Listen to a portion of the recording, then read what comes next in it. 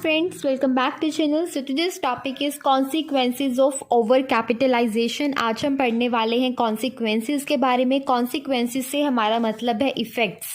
The effects of over capitalization. Effects से हमारा क्या मतलब है, असर क्या हो रहा है over capitalization का. Over capitalization की situation अगर किसी ऑर्गेनाइजेशन में है तो उस सिचुएशन के क्या क्या इफेक्ट्स होंगे उस कंपनी पर जिसमें वो सिचुएशन हैपन है, और दूसरा उन शेयर होल्डर्स पर जिनका इन्वेस्टेड अमाउंट जो है वो ऑर्गेनाइजेशन यूज़ कर रही है, और तीसरा उस सोसाइटी पर क्या इफेक्ट होगा जिसको वो ऑर्गेनाइजेशन अपने प्रोडक्ट्स और सर्विसेज से सर्व कर रही है. ठीक है, तो पहली बात ये कि ओवर कैपिटलाइजेशन का इफेक्ट सिर्फ और सिर्फ उस कंपनी पर नहीं पड़ता जिस कंपनी में ओवर कैपिटलाइजेशन की सिचुएशन अकर हुई है, बल्कि उस सोसाइटी पर भी पड़ता है जिसको वो सर्व कर रही है, और उन शेयर होल्डर्स पर भी पड़ता है जिसका पैसा उस कंपनी में इन्वेस्टेड है. ओवर कैपिटलाइजेशन का मतलब क्या है मैं आपको ऑलरेडी बता चुकी हूँ गाइज. ओवर कैपिटलाइजेशन जो है उस सिचुएशन को बोलते हैं जब एक कंपनी अनेबल हो जाती है. दैट मीन्स वो कंपनी बिल्कुल अनेबल है, मतलब वो कर ही नहीं पा रही है. क्या नहीं कर पा रही है, जो उसकी इन्वेस्टेड अमाउंट ऑफ कैपिटल है बिजनेस में उसको प्रॉपर यूटिलाइजेशन नहीं कर पा रही है. प्रॉपर यूटिलाइजेशन से हमारा मतलब है कि वो उसका प्रॉपर यूज़ कर कर सफिशिएंट अर्निंग्स अर्न नहीं कर पा रही है. उसकी जो अर्निंग्स हैं वो बहुत कम हो रही हैं as compare to the capital जो उस बिजनेस में इन्वेस्टेड है. दैट मीन्स कैपिटल तो कहीं ना कहीं ज़्यादा है उस बिजनेस की, बट जो उसकी उस कैपिटल का यूज़ कर कर वो अर्निंग्स अर्न कर रही है ड्यूरिंग द ईयर वो बहुत कम है, और इतनी अर्निंग्स हो ही नहीं रही है बिजनेस में कि वो फेयर रेट ऑफ रिटर्न जो है अपने इन्वेस्टर्स को दे सके on the invested amount of capital. तो इस तरह की सिचुएशन जब बिजनेस में अकर हो जाती है तो उसे हम बोलते हैं ओवर कैपिटलाइजेशन. इसका मतलब डिटेल में मैं आपको ऑलरेडी बता चुकी हूँ.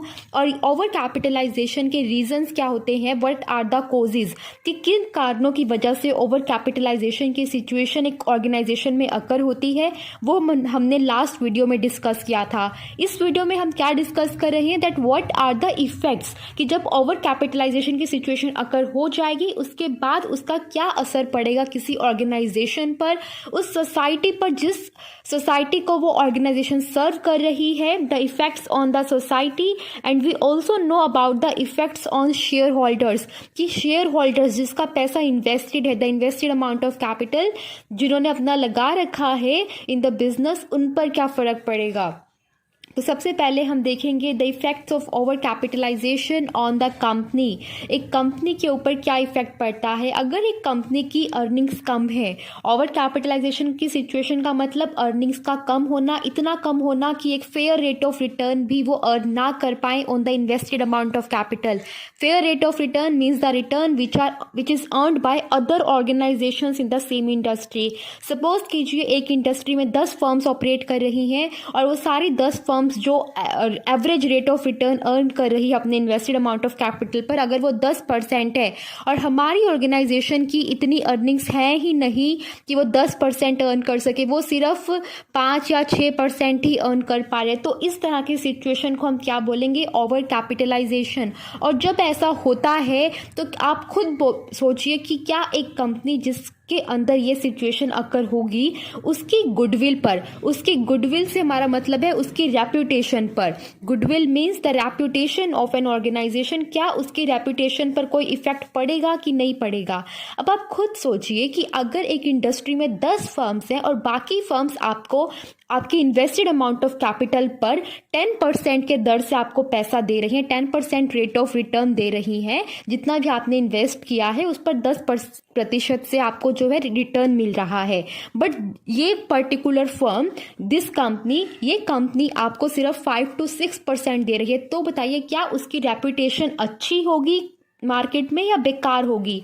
ऑब्वियसली बेकार होगी, क्योंकि सबके माइंड में क्या होगा कि this company is not a good company to invest your funds in, कि ये अच्छी कंपनी नहीं है, ये अच्छी चॉइस नहीं है जिसमें आप अपने पैसे इन्वेस्ट करोगे. ठीक है, तो पहला जो पॉइंट है वो यही है, that is the loss of goodwill, loss of reputation of the company. ठीक है, दूसरा हमारा पॉइंट क्या है, इफेक्ट क्या हो सकता है कंपनी के ऊपर, difficulty in the payment of interest. ये किस इंटरेस्ट की बात कर रहे हैं?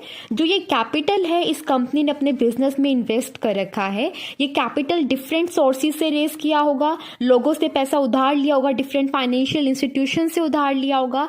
और जब एक कंपनी के पास अर्निंग्स ही नहीं है तो बताइए क्या जो पैसा उधार ले रखा है उस पर वो रेट हो, जितना इंटरेस्ट उसे देना था, जितने रेट पर इंटरेस्ट देना था, क्या वो इंटरेस्ट दे पाएगा? ऑब्वियसली नहीं दे पाएगा ना, उसके पास पैसे ही नहीं है पेमेंट्स करने के लिए। कैसे? उसकी अर्निंग्स ही नहीं है इतनी कि वो फेयर रेट ऑफ रिटर्न दे सके अपने इन्वेस्टर्स को। तो बताइए क्या वो इंटरेस्ट की पेमेंट कर पाएगा? इंटरेस्ट की पेमेंट हम उन्हें करते हैं, इंटरेस्ट का मतलब होता है ब्याज। अगर आप किसी से पैसा लेते हो उधारी पर तो आपको उस पैसे को लौटाना होता है विद इंटरेस्ट पेमेंट्स। तो इंटरेस्ट पे करना एक कंपनी के लिए बहुत डिफिकल्ट हो जाता है अगर ओवर कैपिटलाइजेशन की सिचुएशन है उस कंपनी में। दैट मीन्स द कंपनी के पास जो अर्निंग्स हैं वो बहुत कम है।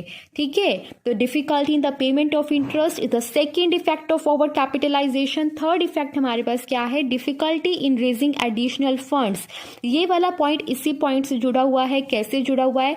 लिखा है difficulty in raising additional funds. अगर किसी कंपनी को ओवर कैपिटलाइजेशन के बाद पैसे की जरूरत पड़ती है तो उस कंपनी को वो अगर बाहर लोगों के पास जाती है, फाइनेंशियल इंस्टीट्यूशंस के पास जाती है और बोलती है कि मुझे पैसा चाहिए, तो आप बताइए क्या कोई उसे पैसा देगा? जबकि वो अपने पुराना जो उसने पैसा लोन पर ले रखा है उस पर ही इंटरेस्ट की पेमेंट नहीं कर पा रहे, क्या वो एडिशनल फंड्स बाहर मार्केट से इजीली ले पाएगी, बोरो कर पाएगी?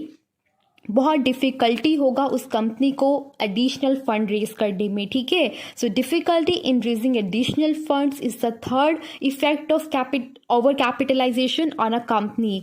Fourth effect is the liquidation of the company. आपको पता है जो इंटरेस्ट की पेमेंट होती है वो एक कंपनी के ऊपर लाइबिलिटी होती है and it is a mandatory payment that a company has to do. अगर कंपनी वो पेमेंट्स नहीं करती है तो एक कंपनी बैंकरप्सी की सिचुएशन में आ जाती है और कंपनी को अपने असेट्स को बेचकर उसकी पेमेंट करनी पड़ती है। और असेट्स कब बेचे जाते हैं? When the liquidation of company happens. Liquidation का मतलब है कंपनी का बंद होना, उसके सारे असेट्स का बिकना और जो पैसा मिलेगा उससे पहले जो हमारा क्रेडिट पर लिया गया पैसा है उसको वापस करना, सारे इंटरेस्ट चुकाना, सारे टैक्सेस पे करना। अगर कुछ बचता है तो शेयर होल्डर्स को दिया जाता है वरना नहीं दिया जाता। Liquidation means winding up of the company, company का बंद होना क्योंकि कंपनी बैंकरप्सी की सिचुएशन पर आ जाएगी। सो ओवर कैपिटलाइजेशन की सिचुएशन इतनी अफेक्ट कर सकती है किसी कंपनी को कि वो लिक्विडेशन तक को दे सकती है। लिक्विडेशन तक को मतलब कि बुलावा दे सकती है कि अगर कंपनी इतनी ज़्यादा ओवर कैपिटलाइज हो गई है कि वो बिल्कुल अर्निंग्स है ही नहीं उस कंपनी के पास, इतनी भी नहीं है कि वो मिनिमम रेट ऑफ रिटर्न भी दे पाए। तो एक कंपनी दैट मीन्स वो किसको बुलावा दे रही है कि कंपनी वाइंड अप हो जाएगी। बैंकरप्सी की सिचुएशन में अगर वो आ गई तो कंपनी के पास कोई और चारा नहीं बचेगा और उसे वाइंड अप होना पड़ेगा। ठीक है, so these are the effects of over capitalisation on the company. I hope so आपको ये चारों के चारों पॉइंट समझ में आए होंगे। In case of any doubt ask me in the comment section. Now we are moving towards the other thing that is the effects of over capitalisation on the share holders. ठीक है, effects on share holders अब हम consider करेंगे। Share holders कौन होते हैं? Share holders वो होते हैं जिन्होंने कंपनी को अपने फंड्स दिए हैं in exchange of share in a company. Company का एक शेयर के बदले, एक नहीं कुछ शेयर के बदले, वो डिपेंड करता है कि उन्होंने कितना पैसा दिया है तो उन्हें उस अकॉर्डिंग कंपनी के शेयर्स मिल गए होंगे। जिन्होंने इस कंपनी के शेयर्स के बदले कंपनी को पैसा दिया है उन्हें बोलते हैं शेयर होल्डर्स। ठीक है, और जब कंपनी में एक ओवर कैपिटलाइजेशन की, एक कंपनी में ओवर कैपिटलाइजेशन की सिचुएशन अकर होती है तो इफेक्ट्स इन शेयर होल्डर्स पर भी पड़ता है क्योंकि शेयर होल्डर्स वही लोग होते हैं जिनका पैसा कंपनी में इन्वेस्टेड है। ठीक है, तो इनके ऊपर क्या इफेक्ट पड़ेगा? पहला इफेक्ट क्या है? Lower dividend. ऑब्वियस सी बात है, ओवर कैपिटलाइजेशन का मतलब होता है अर्निंग्स का रिड्यूस होना। अर्निंग्स का रिड्यूस होना मतलब अर्निंग्स कम होना। और अगर अर्निंग्स कम है तो आप ये बताइए क्या एक कंपनी डिविडेंड दे पाएगी अपने शेयर होल्डर्स को? डिविडेंड का मतलब है प्रॉफिट का वो हिस्सा जो शेयर होल्डर्स को डिस्ट्रीब्यूट किया जाता है। अगर कंपनी के पास अर्निंग्स ही नहीं होंगी तो डिविडेंड कहाँ से दिया जाएगा? तो शेयर होल्डर्स को बहुत ही कम डिविडेंड मिलता है during the situation of over capitalization. ठीक है, सेकेंड इफेक्ट क्या है? Fall in the market value of shares.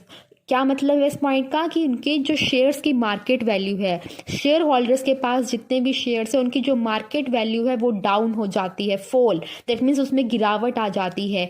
क्यों आ जाती है? अब आप ये बताइए, जिस कंपनी के शेयर होल्डर्स को फेयर रेट ऑफ रिटर्न भी नहीं मिल रहा है उनकी इन्वेस्टेड अमाउंट ऑफ कैपिटल पर, तो आप ये बताइए क्या उस कंपनी के शेयर्स कोई खरीदना चाहेगा? क्या उस कंपनी के शेयर्स की मार्केट में डिमांड होगी? बिल्कुल भी नहीं होगी। अगर उस कंपनी के शेयर्स में कोई इंटरेस्ट नहीं दिखाएगा, कोई उसकी डिमांड नहीं करेगा, तो उसकी जो मार्केट वैल्यू है वो क्या हो जाएगी? गिर जाएगी, उसमें गिरावट आ जाएगी। This is the second effect on the share holders of a company because of over capitalization. Third effect क्या है? Unacceptable as collateral security. What is the meaning of this word collateral security? आपको पता है जब आप loan लेते हो तो आपको कोई चीज़ गिरवी रखनी पड़ती है। अब गिरवी क्या चीज़ रखते हो? जिसकी कोई वैल्यू होती है आप और आपकी खुद की पर्सनल होती है। उसी तरह शेयर होल्डर्स के जो शेयर्स होते हैं कंपनी के, वो उनकी खुद के ओन होते हैं। दैट मीन्स उनका खुद की ओनरशिप होती है उनके ऊपर, और वो उसके अगेंस्ट फाइनेंशियल इंस्टीट्यूशन से लोन ले सकते हैं। बट अब आप ये बताइए, जिन शेयर्स की मार्केट वैल्यू ही नहीं है, जिसकी कोई वैल्यू ही नहीं है, क्या वो उसको एज अ गिरवी किसी फाइनेंशियल इंस्टीट्यूशन के पास रख सकेंगे? उसके अगेंस्ट क्या कोई लोन रेज कर पाएंगे? बिल्कुल नहीं। तो ये जो शेयर्स होते हैं इनकी जो एक्सेप्टेबिलिटी है in the market as the collateral security वो रिड्यूस हो जाती है। They become unacceptable as the collateral security because of over capitalization. ठीक है, तो ये था हमारे पास इफेक्ट्स ऑन शेयर होल्डर्स। कोई भी डाउट है ask me in the comment section. I hope so आपको समझ में आ रहा होगा। लास्ट हमारे पास रह गया है द इफेक्ट्स ऑन सोसाइटी। ठीक है, सोसाइटी पर क्या इफेक्ट पड़ता है? सोसाइटी से हमारा मतलब है वो पब्लिक जिसको एक ऑर्गेनाइजेशन सर्व कर रही है। ऑर्गेनाइजेशन या तो कुछ प्रोडक्ट्स को बेच रही होगी या कुछ सर्विसेज प्रोवाइड कर रही होगी, और वो प्रोडक्ट्स और सर्विसेज जो यूज कर रहे हैं वो है सोसाइटी। ठीक है, द पब्लिक। तो उस पब्लिक के ऊपर क्या इफेक्ट पड़ेगा? अब आप ये बताइए, जब एक ऑर्गेनाइजेशन की अर्निंग्स कम होगी तो उस ऑर्गेनाइजेशन का इंटायर फोकस जो है क्या होगा? Is to increase those earnings, इस अर्निंग्स को इंक्रीज करना। और अर्निंग्स को इंक्रीज कर कैसे किया जा सकता है? आप ये बताइए, अपनी कॉस्ट को कम कर कर तभी प्रॉफिट्स इंक्रीज होंगे। ठीक है, अगर आपकी कंपनी की जो कॉस्ट है of providing the products and services अगर वो कम होगी तभी तो आपके प्रॉफिट्स इंक्रीज होंगे। अगर आप 10 रुपये की आपकी मतलब कि 10 रुपये की आपकी कॉस्ट आ रही है, आपको किसी प्रोडक्ट को मैन्युफैक्चर करने में 10 रुपये लग रहे हैं और आप उसको 12 रुपये में बेच रहे हो, तो 10 ये आपका कॉस्ट प्राइस है या आपका सेलिंग प्राइस है। तो यहाँ पे आपका प्रॉफिट कितना आ रहा है? 2 आ रहा है। पर आप सेलिंग प्राइस इंक्रीज नहीं कर सकते क्योंकि मार्केट में दूसरे लोग भी इसे 12 रुपये का ही बेच रहे हैं। तो आपके पास क्या ऑल्टरनेटिव बचता है कि इस 10 रुपये की कॉस्ट को कम किया जाए। 8 रुपये की कॉस्ट आएगी तब प्रॉफिट 4 रुपये होगा। 12 - 8 4। ठीक है, तो ये कैसे होगा? कॉस्ट कम कैसे होगी? अगर आप चीप क्वालिटी का प्रोडक्ट यूज करोगे तो कॉस्ट कम हो जाएगी, क्योंकि सस्ता जो आपका चीप सामान होता है, चीप ऑब्जेक्ट्स होते हैं, वो तो कम प्राइस पर मिल जाएंगे। बट क्या वो चीप क्वालिटी का सामान यूज करके कंपनी कॉस्ट तो कम कर लेगी, अपने प्रॉफिट इंक्रीज कर लेगी, बट क्या उसका इफेक्ट सोसाइटी पर नहीं पड़ेगा? जो गंदे प्रोडक्ट यूज करके वो फाइनल प्रोडक्ट बना है उससे जो अफेक्ट हो गए वो कौन अफेक्ट होंगे? उससे कंज्यूमर्स अफेक्ट होंगे, क्योंकि वही तो इन दी एंड उस प्रोडक्ट को यूज करने वाले हैं या फिर उस सर्विस को लेने वाले हैं कंपनी से। तो जो लॉस है वो कंज्यूमर्स को होगा because of that bad quality of the products. और बैड क्वालिटी क्यों हुई? क्यों कंपनी को अपनी कॉस्ट कम करने की जरूरत पड़ी? क्यों उसको चीप क्वालिटी का प्रोडक्ट यूज करने की जरूरत पड़ी इन दी मैन्युफैक्चरिंग प्रोसेस? क्योंकि उस कंपनी को अपनी अर्निंग्स इंक्रीज करनी थी और अपनी कॉस्ट कम करनी थी। ठीक है, तो ओवर कैपिटलाइजेशन की सिचुएशन की वजह से सोसाइटी को भी फर्क पड़ता है, जैसे कि उनको लॉस होता है कंज्यूमर्स को because of the bad quality of the products. Second है लॉस टू वर्कर्स। अब कंपनी के पास अर्निंग्स ही नहीं है तो उनको वेजेस कहाँ से देंगे? जो वर्कर्स हैं, जो एम्प्लॉयज़ हैं, उनकी वेजेस और सैलरीज कहाँ से आएंगी? कंपनी क्या करेगी? काम तो उनसे उतना ही लेगी बट उस काम के बदले उन्हें उतनी अर्निंग्स प्रोवाइड नहीं करेगी, तो वर्कर्स को भी लॉस होता है because of over capitalization. Third जो हमारा इफेक्ट है ऑन द सोसाइटी वो क्या है? Misutilization of society's resources. आपको पता है जब एक ऑर्गेनाइजेशन सिचुएशन डूबती है ना, तो उसे फिर कुछ नहीं दिखता, उसे सिर्फ दिखता है तो अपनी अर्निंग्स को इंक्रीज करना, अपनी ऑर्गेनाइजेशन को बचाना, फिर उसके लिए चाहे उसे सोसाइटी के रिसोर्सेज का मिस यूटिलाइजेशन ही क्यों ना करना पड़े। ठीक है, सो ओवर कैपिटलाइजेशन की situation misutilization of society resources को भी लीड करती है। लास्ट जो इफेक्ट है हमारा सोसाइटी के ऊपर, the effect on society because of over capitalization is recession। recession क्या है? ये lowest phase होता है, lowest phase of a business cycle। business cycle होती है ना, ये जो lowest phase, it's not the lowest phase, it's just the phase before the lowest phase। lowest phase depression होता है और इस फेज के बिल्कुल पहले जो फेज होता है वो हमारा रिसेशन होता है। रिसेशन हमारा किससे करेक्टराइज्ड होता है? रिसेशन वो पीरियड को बोलते हैं जब कंपनी के जो प्रोडक्ट्स हैं, जो मार्केट में कंपनीज हैं, उनके जो प्रोडक्ट्स हैं, उनकी जो सर्विसेज हैं, उसकी डिमांड जो है क्या हो जाती है? कम हो जाती है।